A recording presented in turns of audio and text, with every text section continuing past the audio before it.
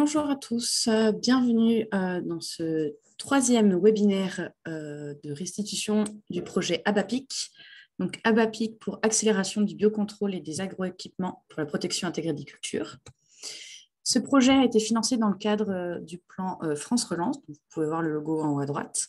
C'est un projet qui est centré sur des freins méthodologiques pour le positionnement des produits de biocontrôle, mais qui peuvent être travaillés dans un temps court. En effet, le projet a duré 18 mois de 2021 à 2022 et il a mobilisé de nombreux partenaires techniques dont vous pouvez voir les logos ci-dessous. C'est un projet méthodologique qui a été centré en 4 objectifs et pour ce webinaire aujourd'hui, on se concentre sur l'objectif 1 qui était de développer et tester des outils de suivi des organismes et substances de biocontrôle dans l'agrosystème avec un focus aujourd'hui sur les micro-organismes. Vous pouvez voir en dessous le nom des différents intervenants pour ce webinaire aujourd'hui avec leur institut associé. Pour ce webinaire, il va durer environ 1 heure, avec une partie à la fin de questions-réponses où on va répondre à l'oral. Donc, n'hésitez pas à écrire vos questions dans la petite boîte questions-réponses qui est en bas de votre écran. Mais également, les intervenants pourront y répondre à l'écrit tout au long du webinaire. Donc, on vous invite à poser vos questions régulièrement. De plus, ce webinaire est enregistré et sera disponible en replay sur la même plateforme où vous avez fait votre inscription. Sur ce, je vais laisser la main à Romain. Très bien. Hop. Bonjour à toutes, bonjour à tous. Alors attendez, je vais partager l'écran. Voilà. Très bien.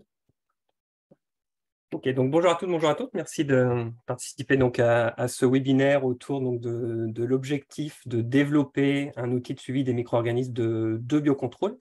Donc j'ai le plaisir là, de faire cette séance introductive.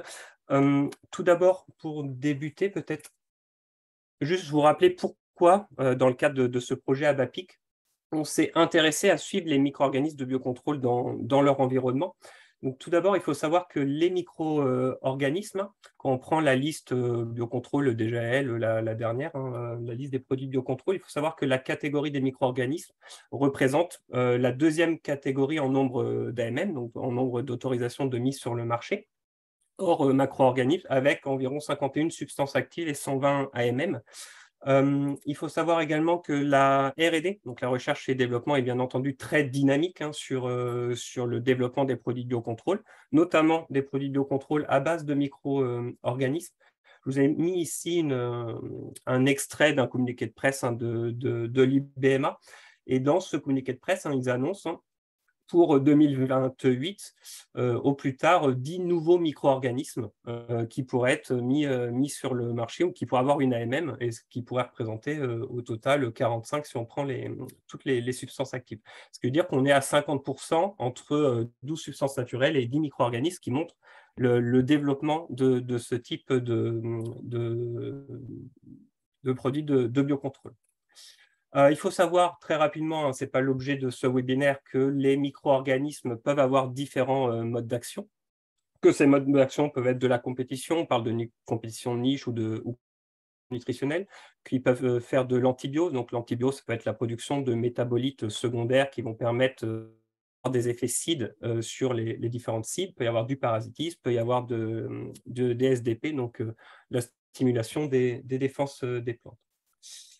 Ce qu'on remarque depuis qu'il y a le développement de ces différents produits biocontrôle, notamment en lien avec les micro-organismes, c'est qu'il y a de nombreux développements, beaucoup de recherche qui est faite, notamment par des grosses entreprises, par des startups, par des universités, mais qu'on a beaucoup de développements qui se révèlent infructueux. Infructueux dans le sens où on a beaucoup de résultats qui sont très intéressants en conditions contrôlées, c'est-à-dire avec des efficacités qui sont très intéressantes, mais une fois que ces micro-organismes sont mis dans leur environnement, notamment dans leur environnement naturel, en tout cas au champ, pour avoir apporté leur effet de lutte contre leur cible, on peut avoir des efficacités qui deviennent nulles, voire ou très variables. Et quand on parle de très variables, c'est qu'on peut avoir des efficacités qui vont être très dépendantes selon les années.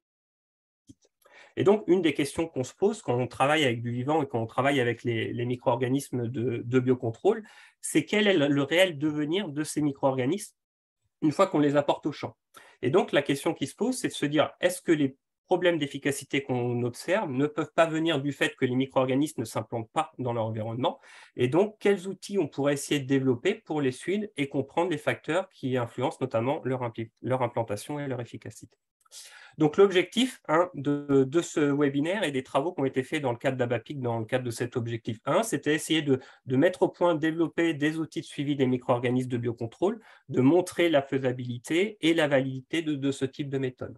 Donc, pour ce faire, avec l'IFV, l'I93PT, VGNOR, et puis donc, bien sûr en lien direct avec l'ACTA, on a essayé de travailler sur le recensement, l'évaluation et la mise au point des gammes d'outils les plus pertinents.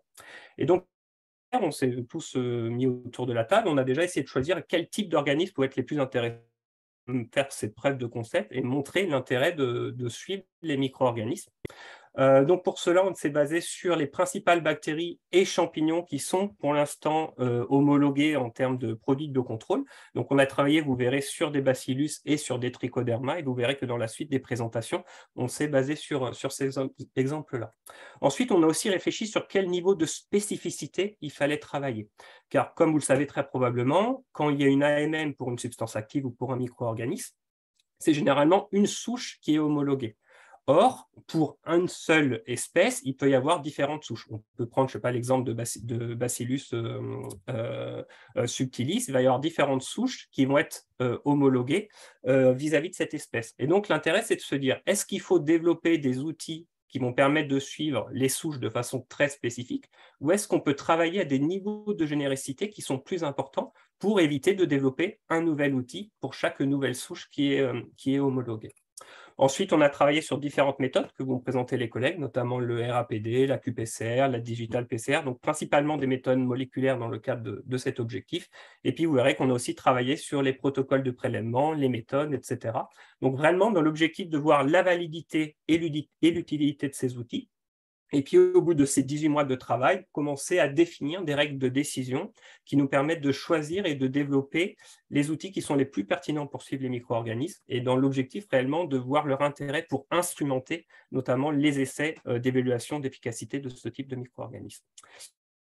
Voilà pour mon introduction. Donc, je vais laisser la parole à Camille Jollard qui va pouvoir justement vous présenter les résultats autour notamment d'un bacillus. Donc, Camille, je te laisse la parole. Bonjour à tous, donc je vais vous présenter le développement d'outils de suivi spécifiques d'espèces de bacillus dans le sol. Donc en effet, différents bacillus sont utilisés comme agents de biocontrôle dans les produits homologués ou en cours d'homologation pour différentes applications comme des applications en traitement de semences. Cependant, différents membres du groupe opérationnel Bacillus amyloliquefaciens sont naturellement présents dans le sol et parfois on utilise ces agents de biocontrôle pour des traitements de semences. Il est nécessaire donc de déterminer si les différences d'efficacité des produits de biocontrôle sont liées à l'efficacité du produit en lui-même ou à la non-installation du micro-organisme, empêchant ainsi son action. Donc, il est nécessaire de détecter la présence de ces micro-organismes. Donc, la première étape quand on développe, c'est d'abord de regarder et de faire l'inventaire de ce qui existe comme outil. Et dans le cas où aucun outil n'est disponible pour la bactérie en question, ce qui était notre cas, il faut mettre au point une méthode de détection et de quantification au laboratoire. Donc tout d'abord, comme disait Romain, c'est qu'il faut choisir à quel niveau on veut se placer, la souche, le genre, l'espèce ou le groupe opérationnel. Dans notre cas, on a décidé de se placer au niveau de l'espèce Bacillus velezensis ou au niveau du groupe opérationnel Bacillus amyloliquefaciens qui regroupe les espèces amyloliquefaciens, siamensis et velezensis. Donc la première étape, c'est de designer des amorces et des sondes qui soient spécifiques au groupe qui nous intéresse. Donc pour cela, on utilise des séquences de gènes de différents organismes qui sont alignés et classés par espèce. Donc ces séquences, elles sont soit disponibles sur les banques de données, et quand elles ne sont pas disponibles, eh bien, il faut faire des étapes de séquençage. Donc ici, on a classé les différentes espèces d'intérêt, avec ici l'exemple de Bacillus velezensis. On repère donc les organismes qui nous intéressent et les différences qui peuvent exister entre ces souches et les autres espèces qui sont autour. Et on va designer les amorces et les sondes au niveau de ces différences pour qu'il y ait des spécificités. Et les alignements, enfin ces souches, n'importe quoi, ces sondes et ces amorces sont ensuite alignées sur des bases de données pour vérifier la spécificité. La seconde étape est de vérifier que les amorces et les sondes permettent une bonne amplification. Donc ici, nous avons mis notre souche d'intérêt en vert et on vérifie qu'il y a une bonne amplification. On vérifie également que les différents membres de l'espèce sont amplifiés, donc ici en violet, avec différentes souches de Bacillus velezensis, avec des souches qui ont été obtenues auprès des partenaires I93PT, l'IFV et VGnov. Et on teste également d'autres organismes qui peuvent être des organismes que l'on retrouve dans l'environnement, donc le sol ou le blé, et on s'assure qu'il n'y a pas d'amplification pour vérifier que notre test est bien spécifique. Une fois la mise au point de l'outil effectué au laboratoire, il faut le tester sur nos matrices. Et nous travaillons sur une matrice difficile qui est la Terre, et donc où il y a beaucoup d'inhibiteurs, et donc nous avons décidé de faire un test d'inoculation artificielle pour valider la méthode de détection et de quantification des bacillus. Donc, nous avons prélevé de la terre, nous l'avons autoclavé et séché à l'étube, et ensuite nous avons fait des alicots de 500 mg. Parallèlement, nous avons fait une culture de Bacillus velezensis. Nous avons comptabilisé ces bacillus par étalement sur boîte ou par mesure au spectrophotomètre afin de préparer des solutions calibrées.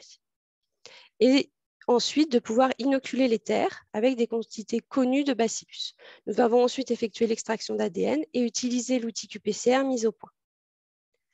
Et lors de l'analyse de la qPCR, nous avons obtenu une bonne corrélation entre la quantité de bacillus qui a été ajoutée et la quantité de bacillus qui a été quantifiée par qPCR. Donc, l'outil qPCR a été validé au laboratoire. Cet outil a également été développé en digital PCR. Donc, cette technique est un peu différente de la qPCR. Elle se déroule en plusieurs étapes. La première, c'est de préparer l'échantillon, donc de mélanger l'échantillon avec les amorces et les sondes pour pouvoir faire la PCR, qu'il y ait une amplification. Ensuite, il y a une étape de partition, c'est-à-dire que les ADN sont répartis dans des micropuits et dans chaque micropuits, il y a une seule molécule d'ADN. S'ensuit une étape d'amplification PCR et ensuite une étape de révélation avec, dans les puits où il y a eu amplification, une coloration verte, enfin une révélation verte, et là où il n'y a pas eu d'amplification, eh bien, il n'y a pas de fluorescence, donc c'est noir. Et ensuite, l'appareil permet une quantification en nombre de copies par microlitre. Et là également, nous avons obtenu une bonne corrélation entre la quantité des bacillus qui ont été ajoutés en DPCR et la quantité des bacillus qui étaient attendus. Donc, notre outil qPCR et DPCR a été validé au laboratoire et nécessite d'être testé au champ sur des échantillons. Donc, sur la campagne dernière, nous avons testé cet outil sur des échantillons du terrain, mais il n'y a eu aucune détection de Bacillus velezensis dans des échantillons de terrain. Cependant, en échangeant avec des partenaires, nous avons pu tester notre système sur des échantillons d'I93PT issus d'essais au terrain. Et nous avons pu obtenir une bonne corrélation entre la technique développée par I93PT qui sera présentée ultérieurement et la technique que nous avons développée. Ainsi, notre outil a été validé sur des échantillons de terrain. Cependant, nous nous sommes interrogés sur la méthode de prélèvement, puisque nous avions fait des prélèvements de sol, alors qu'I93PT avait fait des prélèvements de sol rhizosphérique.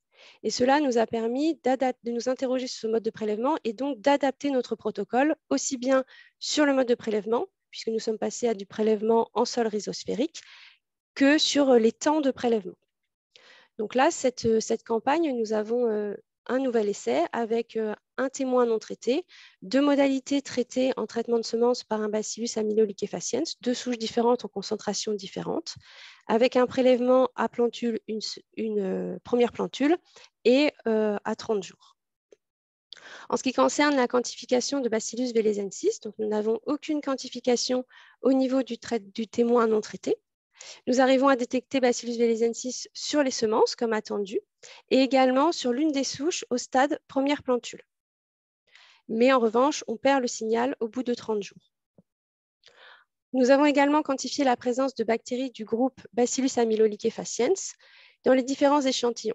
Nous retrouvons à des quantités qui sont équivalentes à Bacillus velezensis dans les semences, ce qui était attendu. Et nous retrouvons également des quantités qui ne varient pas entre les différentes modalités et qui sont à des concentrations attendues au vu de ce qui est connu dans la littérature. En revanche, on ne retrouve pas des quantités plus importantes entre les modalités traitées et non traitées, ce qui est peut-être dû au fait que la bactérie ne s'installe pas. Donc, nous avons développé des outils de détection et de quantification de produits de biocontrôle espèces spécifiques et groupes spécifiques. Cependant, nous devons être vigilants et adapter les prélèvements en fonction des applications. Ces outils permettent le suivi des bactéries d'intérêt dans nos conditions de culture et peuvent être également utilisés avec d'autres produits de biocontrôle qui utilisent ces espèces ou ces groupes. Les prochains objectifs sont de quantifier et de suivre ces micro-organismes dans d'autres compartiments, tels que les racines, de combiner ces résultats avec des résultats d'efficacité. Et il serait également intéressant de vérifier si ces organismes appliqués sont toujours vivants ou non. Je remercie les différentes personnes qui ont travaillé sur ce projet au laboratoire et au terrain. Et je vous remercie pour votre attention et je passe le relais à Pauline d'Inov3PT.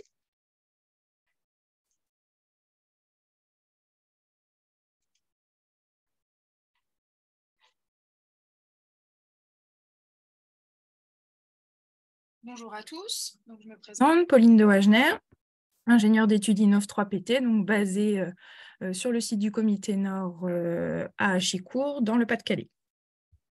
Donc, sur cette présentation, je vais vous présenter la validation d'un outil de suivi du Bacillus QST713 dans le sol rhizosphérique en plant de pommes de terre. Donc, pour introduire, je vais vous présenter un petit peu le micro-organisme qu'on a suivi. Donc, ce Bacillus velezensis QST713 est la bactérie qui se trouve dans le produit commercial Rhapsody, que vous devez connaître, ou alors anciennement nommé Sérénade.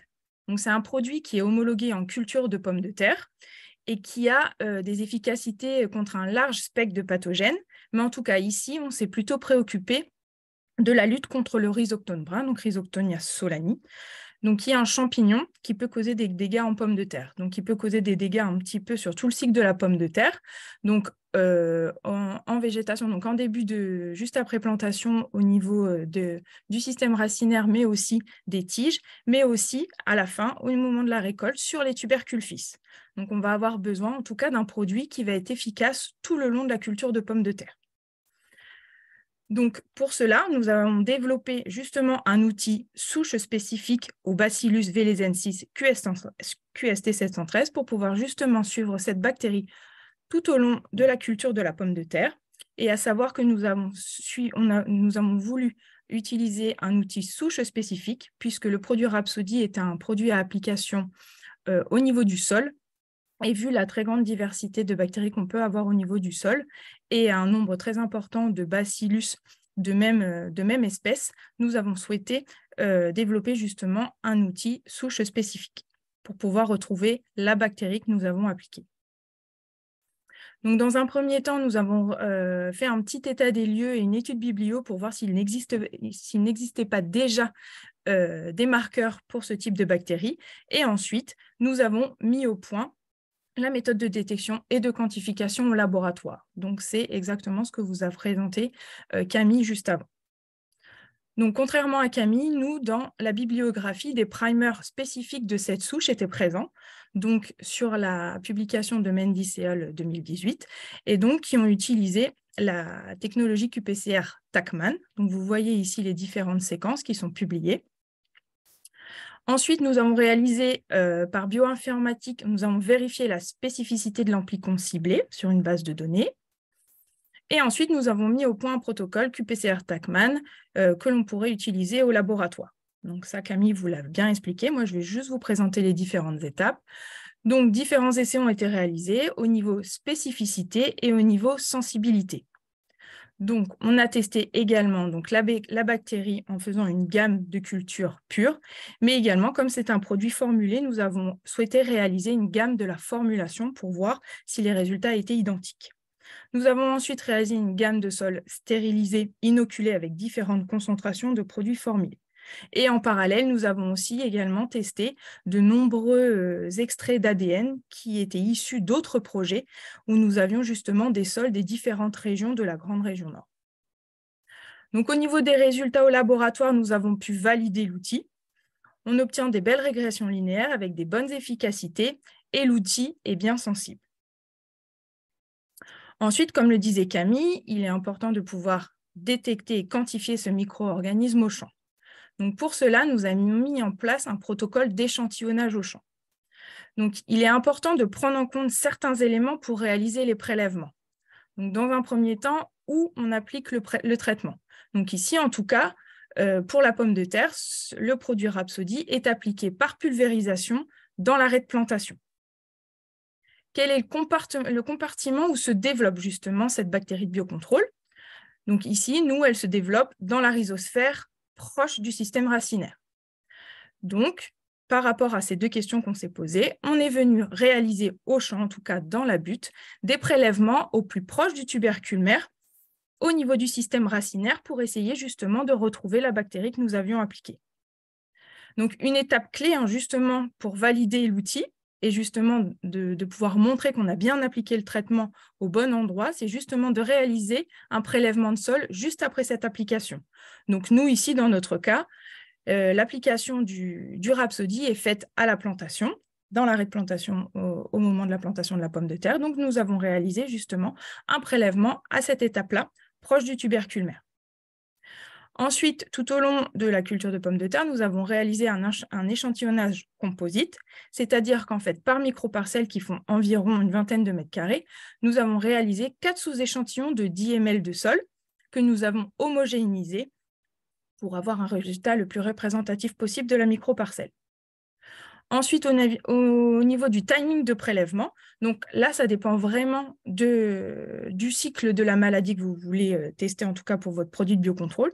Donc, comme je vous l'ai dit au début de cette présentation, pour le rhizoctone de la pomme de terre, nous avons besoin que le produit soit présent, le produit de biocontrôle soit présent vraiment tout le long du cycle de la pomme de terre. Donc, pour ça, on a fait des prélèvements dès T0 pour valider que nous avons bien appliqué notre produit de biocontrôle. Ensuite, nous avons réalisé un prélèvement à 7 jours pour savoir si la bactérie était toujours présente.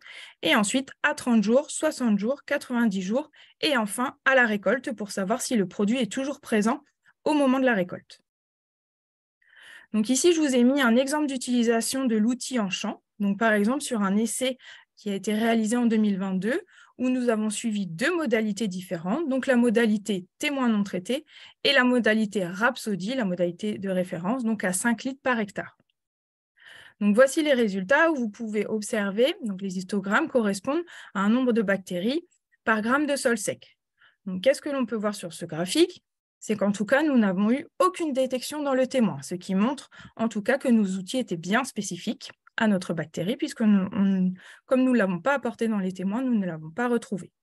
Sur la modalité Rhapsody, on constate en tout cas que la bactérie est bien présente à T0, à des concentrations auxquelles on s'attendait, et on voit en tout cas qu'il y a une baisse de la densité bactérienne en fonction du temps, et on se rend compte que dès 60 jours, la bactérie n'est plus présente au niveau, en tout cas on ne la détecte plus, au niveau du sol rhizosphérique, et ce, jusqu'à la récolte. Donc, en conclusion de cette étude, nous avons validé un outil qPCR spécifique de notre souche QST713. Cet outil, en tout cas, est adapté au suivi et à la quantification de la bactérie d'intérêt dans nos conditions d'étude. Et ce qu'on a pu voir, en tout cas, grâce à ces outils, c'est que le Bacillus QST713 est détecté à des niveaux bas de population dans le sol rhizosphérique dès 7 jours, et en tout cas qu'on ne le détecte plus à partir de 30 à 60 jours. Et donc, au niveau des perspectives, donc c'est un petit peu les mêmes que Camille, c'est-à-dire que est-ce que ces niveaux de population permettent une protection efficace contre le pathogène, donc ici Rhizoctonia solani, et donc est-ce que sa présence peut montrer justement une activité et une efficacité contre le rhizoctone. Donc, voilà pour ma partie. Donc, je vais laisser la parole à Claire-Vie.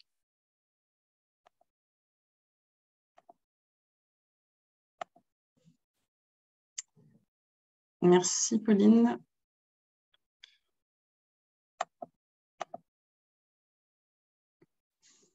Du coup, moi, je vais présenter les travaux que nous avons menés à Végéneuve dans le cadre de cet objectif-là.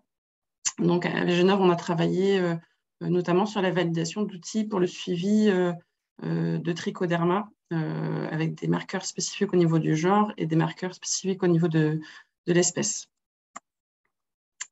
Donc, dans le cadre de cet objectif du projet ABAPIC, nous avions, pour intérêt d'avoir des méthodes de détection spécifiques au niveau du genre, puisque nous travaillons en conditions contrôlées, donc nous réalisons des essais en pot. Et nous étions intéressés pour avoir des marqueurs qui puissent être utilisés dans de nombreux contextes d'essais différents, donc avec différentes espèces, différentes souches, sans avoir forcément besoin de redévelopper des marqueurs. Donc, avoir des marqueurs spécifiques au niveau du genre, c'est pas forcément adapté pour les essais de terrain, mais pour des essais en conditions contrôlées, ça nous intéressait. Et on était aussi intéressés dans ce projet pour acquérir des méthodes de détection à des niveaux de spécificité différents au niveau de la souche, des espèces, des genres par le biais de transfert de méthodes avec les partenaires du projet. Et dans le cadre de ce projet, on a aussi réussi à augmenter la diversité de notre banque d'ADN, notamment sur des trichodermas, pour des futurs développements méthodologiques. Donc, on aura pas mal d'ADN différents pour tester les spécificités des marqueurs qui seront à développer. Donc, comme pour Pauline et Camille, nous avons fait une étude bibliographique, un état des lieux des méthodes qui existaient dans la littérature. Et ensuite, nous avons réalisé des essais au laboratoire. Donc, d'abord, nous avons constitué une banque d'ADN des souches cibles et des souches apparentées. Et nous avons fait des tests de spécificité sur ces souches cibles et sur les souches non cibles mais apparentées.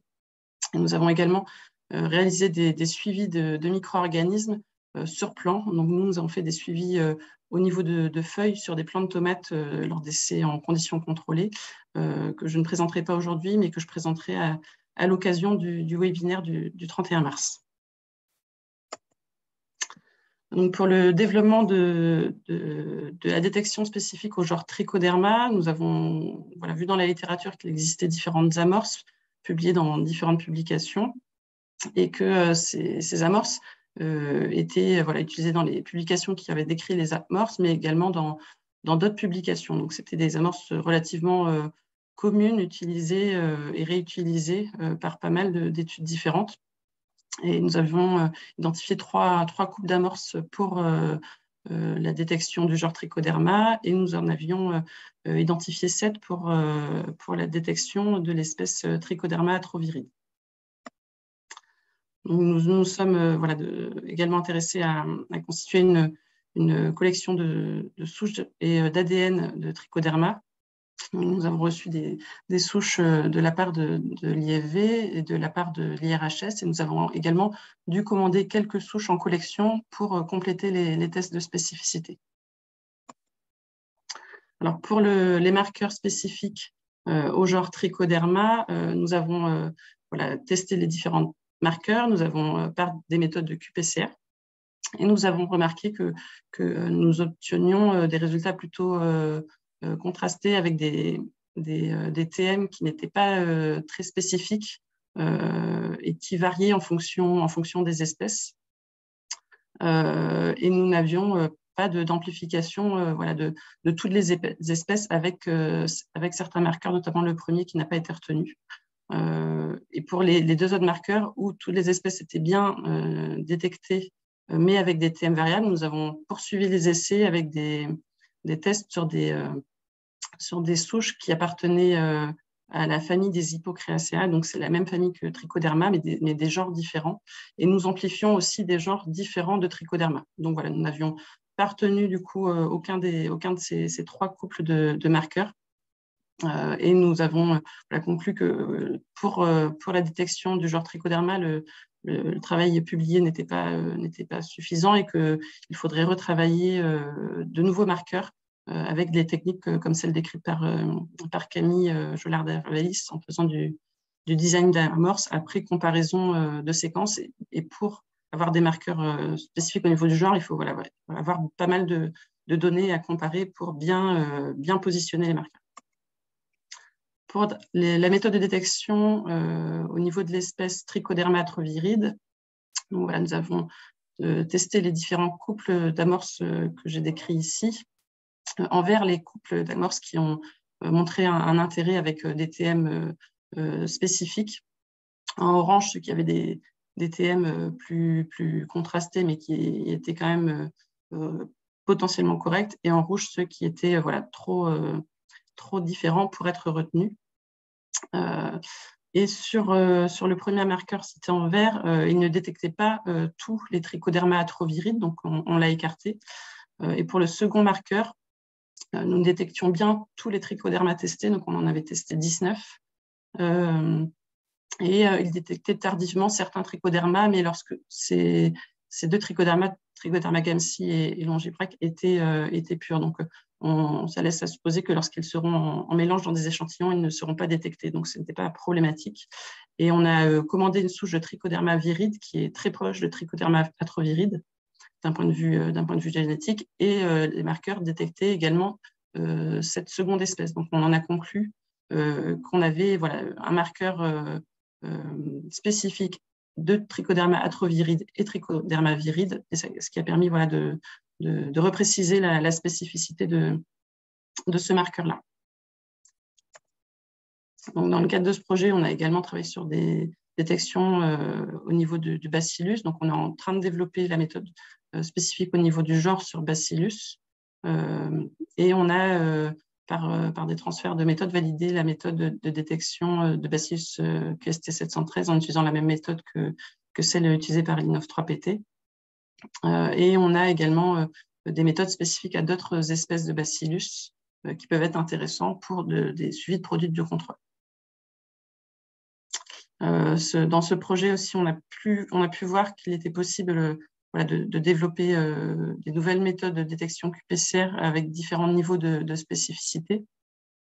Et on a travaillé sur la mise au point de méthodes de quantification de micro-organismes vivants-morts en utilisant du PMA-X, qui est un marqueur qui permet de différencier les ADN vivants des ADN issus de cellules vivantes, des ADN qui sont issus de cellules mortes.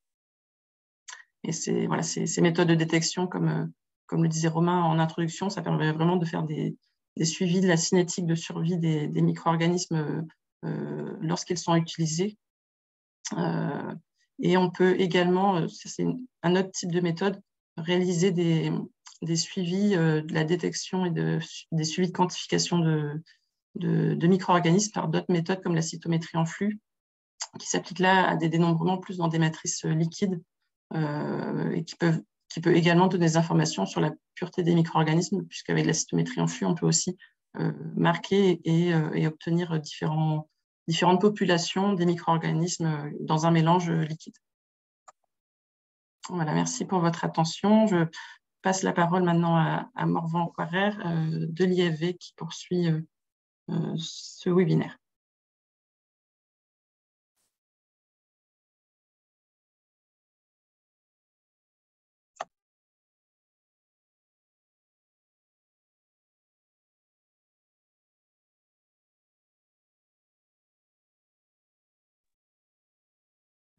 Pour info, Morvan, au cas où on n'a pas... Désolé, oui, j'avais un petit problème. Ouais, parfait. Bonjour à tous. Donc, à l'IFV, nous nous sommes attachés à mettre au point une technique complémentaire en fait, des travaux qui ont été réalisés par Clairvy pour suivre les populations de Trichoderma atroviridés de manière infraspécifique, c'est-à-dire au niveau de la souche, si possible. Alors, j'ai un petit problème. Voilà. Rappelez d'abord le contexte viticole. Trichoderma atroviridés, c'est un des rares micro-organismes homologués en biocontrôle sur la vigne, puisqu'il est homologué pour la lutte contre la pourriture grise avec Botrytis cinerea, et puis certaines maladies du bois, et en particulier le typiose. Donc, c'est un des rares micro-organismes. Autrement, il y a Bacillus et Oreobasidium, mais il n'y a pas énormément de solutions de biocontrôle microbienne dans l'économie viticole. Trichoderma aussi, c'est un micro-organisme qui est largement répandu dans l'environnement, bien sûr, vous le savez, en particulier dans les sols viticoles. Et la problématique, c'est que nous, on l'applique sur la phylosphère et donc en dehors du biotope habituel, en tout cas privilégié, de Trichoderma.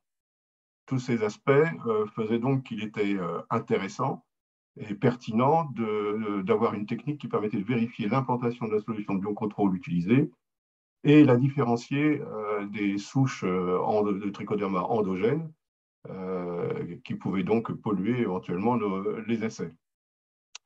Et si possible, avoir une technique de biologie moléculaire simple, utilisable en routine par à peu près n'importe quel laboratoire. Alors, on n'est pas parti comme ça à la fleur au fusil à partir de rien. On avait quand même quelques acquis scientifiques pour ce qui est de la différenciation des souches fongiques au sein d'une même espèce, puisqu'il y a à un peu plus de 25 ans, on avait déjà mis au point une technique basée sur la RAPD, qui est donc une PCR aléatoire, à partir des amorces B15 et des 0,3, et qui permettait de différencier entre elles les différentes souches de Botrytis cinerea. Cette même technique avait été élargie à d'autres organismes. En 2017, à Diplodia seriata et Neophysicum parvum, qui sont des champignons filamenteux qui sont responsables, enfin en tout cas sont associés aux maladies du bois de la vigne. Et on avait développé la méthode en l'étendant à d'autres amorces, les amorces A2 et L15, qui s'étaient révélées relativement polymorphes. Et puis en 2019, on a utilisé la même technique pour différencier au niveau infraspécifique les souches d'Eurobasidium pullulans. Donc on avait quand même une certaine antériorité. Et donc on a décidé de développer cette technique et de l'étendre à l'identification infraspécifique de trichoderma. Alors tout d'abord avec une mise au point au labo. Pour ce faire, on avait une souche type de Trichoderma atroviridae. Et puis, on avait des souches isolées à partir d'une préparation commerciale d'esquive WP d'agroxine. Et on a passé sous toutes ces souches avec les amorces A2, B15, D03 et L15. Les résultats ont été relativement fidèles à ce qu'on attendait. On a constaté que la souche type avait un profil différent de toutes les souches qu'on avait isolées de la préparation d'agroxine. Ça nous a permis aussi de voir que dans la préparation d'agroxine, qui normalement n'avait qu'une souche, il y en avait en fait deux différentes. Donc ça pourrait éventuellement mettre le doigt sur une nécessité éventuellement de contrôler la production des solutions de biocontrôle pour ne pas avoir des biais dans l'efficacité. Ce qu'on s'est rendu compte aussi, c'est que parmi les 4 amorces, en fait, l'amorce des 0,3 était peu polymorphe et donc pas adaptée à cette utilisation, alors que les amorces A2, B15 et surtout L15 étaient suffisamment polymorphes pour pouvoir être adaptées à une utilisation en routine de l'identification infraspécifique. Petit problème par contre de cette technique, c'est qu'elle nécessite une étape de culture et d'isolement préalable. Donc, on ne peut pas directement appliquer cette technique à la matrice. Une fois cette technique mise au point au laboratoire, on a cherché très rapidement à la valider sur le terrain. Donc, on a été dans les vignes pour isoler des souches de trichoderma à la suite d'un essai au champ d'application de la préparation commerciale Vintec en protection des plaies de taille. Donc, on a sectionné des morceaux de sarment au niveau des plaies de taille. On les a mis sur boîte de pétri sur milieu nutritif YM agar. On a isolé des souches de trichoderma, extrait l'ADN, et puis on les a comparées entre elles avec cette technique, avec les amorces A2 et L15. Et puis on les a comparées à la référence commerciale Vintec que nous possédions en collection. Les résultats ont été fidèles à ce qu'on attendait là aussi, c'est-à-dire que dans le témoin non traité, toutes les souches étaient différentes. Toutes les souches isolées étaient différentes, ce qui montre qu'il y a déjà une belle diversité au niveau de trichoderma, et elles étaient différentes de la référence Vintec. Alors que dans l'essai Vintec, on avait 58% des souches qui étaient identiques à la référence commerciale.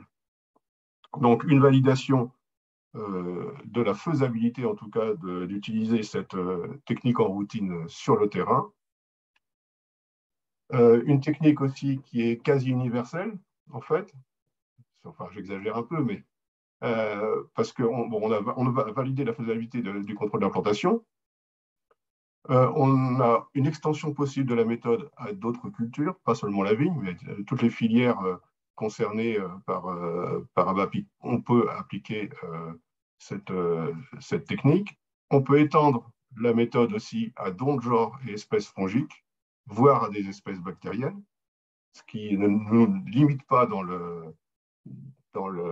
l'utilisation et le transfert de ces méthodes. On a un panel d'amorces, donc au moins 4 amorces, et on pourrait les multiplier. Mais on a déjà un panel de 4 amorces, parmi lesquelles, à chaque fois, on arrive toujours à en trouver une qui est suffisamment polymorphe pour remplir son office. Et cette technique, non seulement peut être étudiée, peut être appliquée à nos essais de terrain ou en milieu contrôlé, mais pourrait aussi être appliquée au contrôle de la pureté des lots commerciaux. Voilà, je vous remercie et je passe la parole à Camille Soulard d'Astrodor.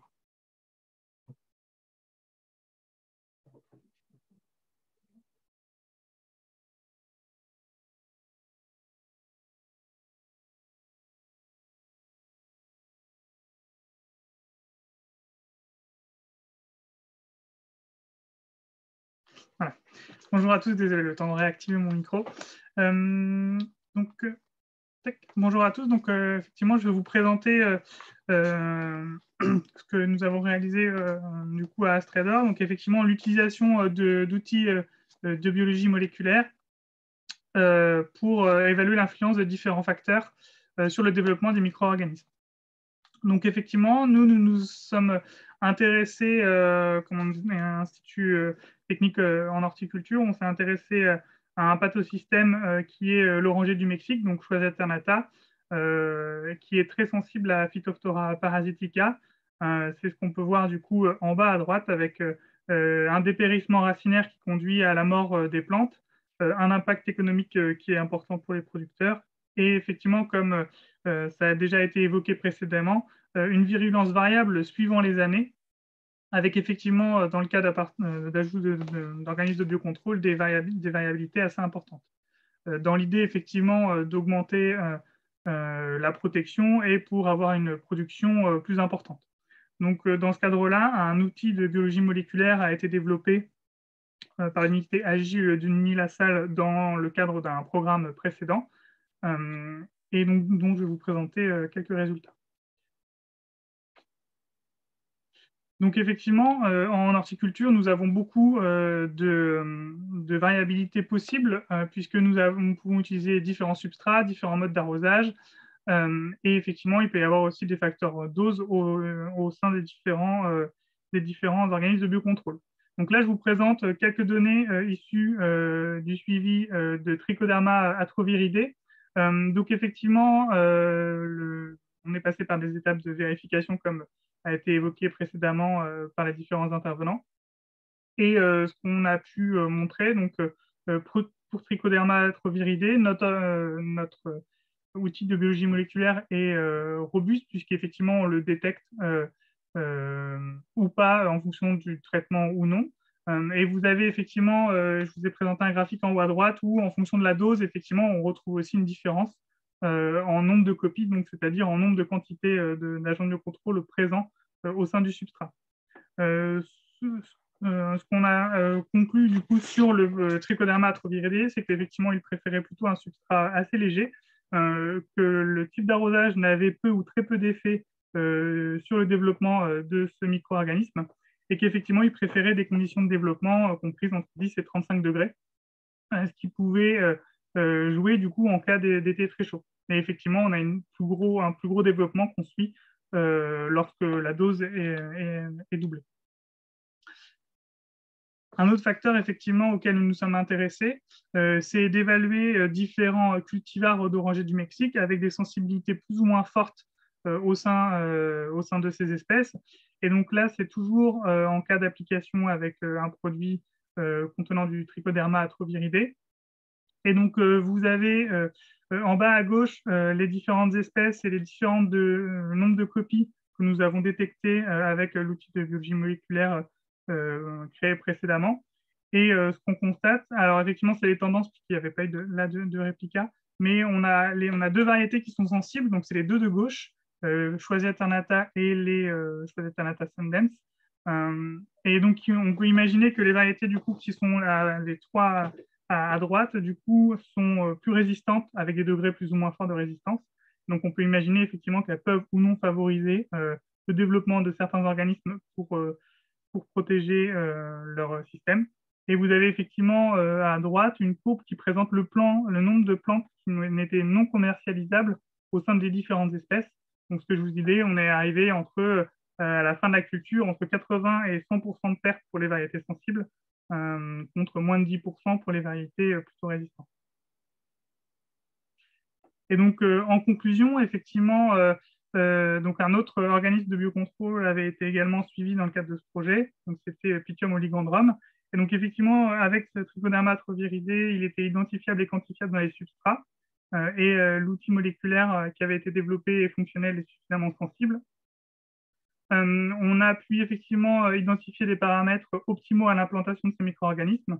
Et dans le cadre de Trichoderma atroviridé, on a pu valider la présence de ce micro-organisme tout au long de l'essai, et ce 8 mois après l'application. Et effectivement, par exemple, pour Pythium oligandrum, nous n'avons pas eu de détection après ces 8 mois. Et donc, effectivement, tout ça pour dire que, effectivement, comme l'a dit Romain tout à l'heure, c'est qu'on on se pose aussi parfois des questions sur la sensibilité et l'impact de ces organismes de biocontrôle. Donc, effectivement, l'ensemble de ces outils peuvent être intéressants. Donc là, du coup, je vous remercie de votre attention et je vais repasser la main, du coup, à Romain qui va conclure. Ok.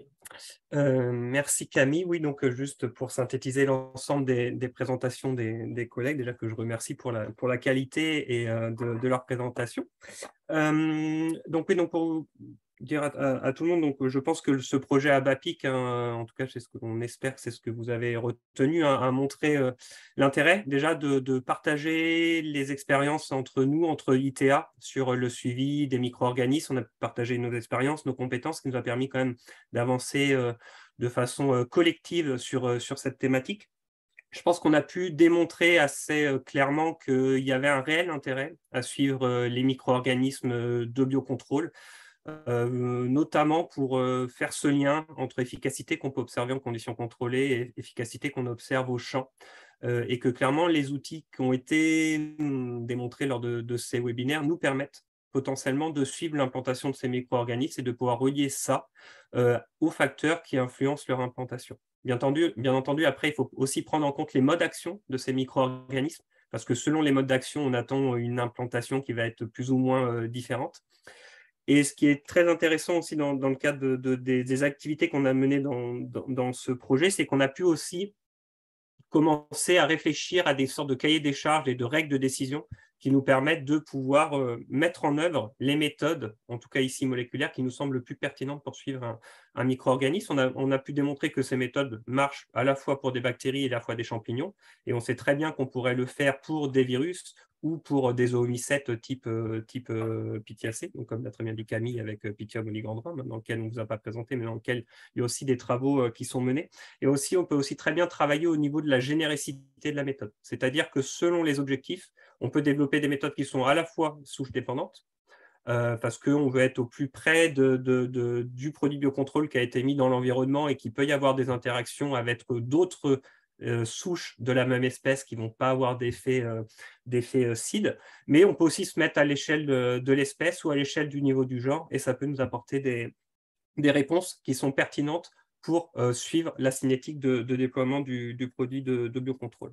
Et bien sûr, là, dans ce qu'on vous a présenté, on vous a présenté principalement des méthodes moléculaires pour suivre l'implantation des micro-organismes, mais on peut aussi très bien imaginer d'autres types de méthodes, donc toujours des méthodes moléculaires comme le PMA-X dont vous a parlé Claire Vie, qui peut permettre de suivre si l'ADN est issu, comme elle l'a très bien dit, de cellules vivantes ou de cellules mortes, pour pouvoir comprendre au mieux l'implantation de ces micro-organismes. Mais on pourrait très bien aussi imaginer ce type de méthode pour suivre des métabolites secondaires qu'on sait potentiellement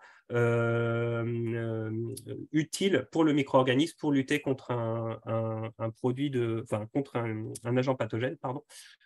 Et donc potentiellement utiliser des méthodes qui vont suivre ces métabolites secondaires, qui ne seront pas des méthodes moléculaires, qui seront d'autres types de méthodes, mais qui nous permettront, et c'est clairement l'objectif du projet ABAPIC, c'est de mieux environner et mieux caractériser nos essais pour pouvoir accélérer le déploiement des produits de biocontrôle en mieux comprenant leur mode d'action au champ en conditions naturelles. Voilà, si les collègues veulent compléter, je laisse compléter, et puis on est à votre écoute si vous avez des questions.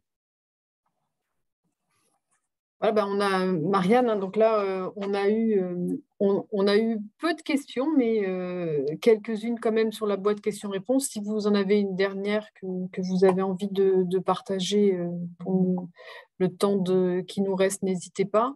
Alors, il y en a il y en a deux qui sont répondus sur lesquels on pourra revenir peut-être juste après, mais on a donc une collègue, Marie Daguier, qui nous demande, qui a bien vu que ce qu'on a présenté aujourd'hui, on était plutôt sur des solutions de biocontrôle à base de micro-organismes, mais pour de la lutte contre des maladies, et qui nous demandait si on peut aussi prévoir un développement ou une adaptation de ces méthodes dans le cas où les micro-organismes sont destinés à lutter contre des insectes ravageurs. Est-ce qu'il y a des nuances ou pas en fonction de la cible? Qui a envie de répondre à ça? Moi, je veux bien commencer, puis je laisserai les collègues compléter. Typiquement, les méthodes qu'on a développées pour des champignons qui permettent de lutter contre des agents pathogènes fongiques peuvent être aussi développées pour des champignons entomopathogènes type Métarhizium. C'est complètement faisable. La seule différence, et c'est là où on a montré l'intérêt aussi de travailler entre ITA, c'est sur les méthodes de prélèvement, travailler sur l'échantillonnage, et c'est ça qui va faire la plus-value de la viabilité de la méthode qui est développée. Voilà. C'est typiquement, c'est selon la cible, c'est réfléchir à la méthodologie de prélèvement qui permet de répondre à la question de recherche posée. Mais sur le principe, c'est tout à fait possible de développer des méthodes qui permettent de suivre des champignons entomopathogènes ou des virus ou n'importe quel autre type de micro-organisme. Super. Donc après, peut-être si on revient... il y a une autre question qui... Ah ben non, c'est Marie qui nous dit merci. Voilà, si on revient sur les deux autres questions que vous nous aviez posées avant, on avait peut-être, Camille, on peut revenir là sur la question posée sur les seuils de détection et de quantification. Ça peut redonner des ordres de grandeur à tout le monde. Oui, alors sur les seuils de détection des bacillus dans la terre, on est autour de 10 puissance 4 et pour la détection 10 puissance 5 et en DPCR, alors 10 puissance 3 c'est sûr, mais on a fait des expériences aussi notamment avec les terres qui étaient inoculées de façon artificielle où on est descendu jusqu'à 80 copies. Après, c'est vrai qu'on est quand même au début de la DPCR au laboratoire, donc je pense qu'il y a encore de la mise au point à faire pour aller plus loin justement sur ces seuils de détection et de quantification pour les abaisser au maximum. Voilà, et puis alors si on revient, je vois que pour l'instant on n'a pas de nouvelles questions qui sont posées. On peut peut-être aussi revenir sur la question d'Émilie qui demandait un peu à Clairvy si on pouvait, quelles étaient les conditions aussi sur quel type de prestations est-ce que VGnov pouvait se positionner pour le suivi de produits. Est-ce que tu veux redire un petit peu ce que tu as développé? J'ai répondu à l'écrit, mais c'est vrai que là, je n'avais pas énormément de précision dans la question pour pouvoir répondre de façon plus précise. J'indiquais juste que oui, on peut faire de la prestation pour de la détection de micro-organismes, mais peut-être aussi que d'autres instituts techniques, en fonction des méthodes développées, peuvent aussi proposer des prestations là-dessus. Et que, en fonction de la cible et du niveau de spécificité, si on a déjà des marqueurs validés, on pourrait être assez rapidement opérationnel. Si c'est une cible sur laquelle on n'a pas travaillé ou des niveaux de spécificité sur lesquels on n'a pas travaillé, il est possible qu'il y ait du développement à faire avant de pouvoir faire une analyse des échantillons.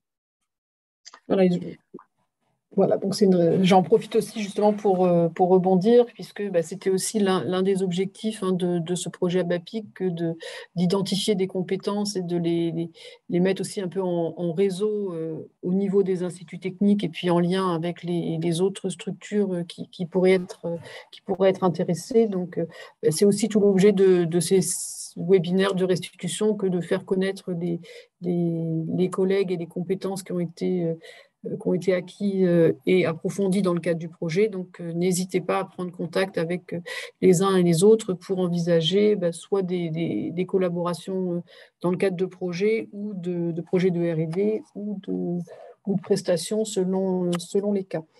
Je ne sais pas si on a une dernière question qui peut être posée, ou sinon, en tout cas, vous avez évoqué, Romain, dans ton introduction, tu nous plaçais bien aussi l'intérêt Aujourd'hui, on avait vraiment un focus sur le volet méthode et méthode de suivi de ces micro-organismes. on vous invite à participer au webinaire qu'on organise le 31 mars, qui sera le dernier de notre série ABAPIC, pour voir aussi dans quelle mesure est-ce qu'on peut valoriser ces outils de suivi pour mieux comprendre l'effet d'un certain nombre de facteurs abiotiques justement sur ces produits à base de micro-organismes. Donc là, on sera vraiment dans une première type de valorisation des outils dont on a présenté le développement aujourd'hui. J'ai l'impression que c'était très clair et qu'il n'y a pas de questions supplémentaires. Lola, tu veux Non, conclusion? je peux juste conclure en disant merci aux intervenants et merci à tous ceux qui ont posé des questions et que le prochain webinaire se déroulera du coup vendredi prochain avec pour sujet développement de méthodologies et d'outils afin d'optimiser l'application des traitements de biocontrôle. Et donc, on vous attend nombreux pour les prochains webinaires également. Merci, bon après-midi à tous. Merci, au revoir. Merci, au revoir. Bon après-midi, au revoir.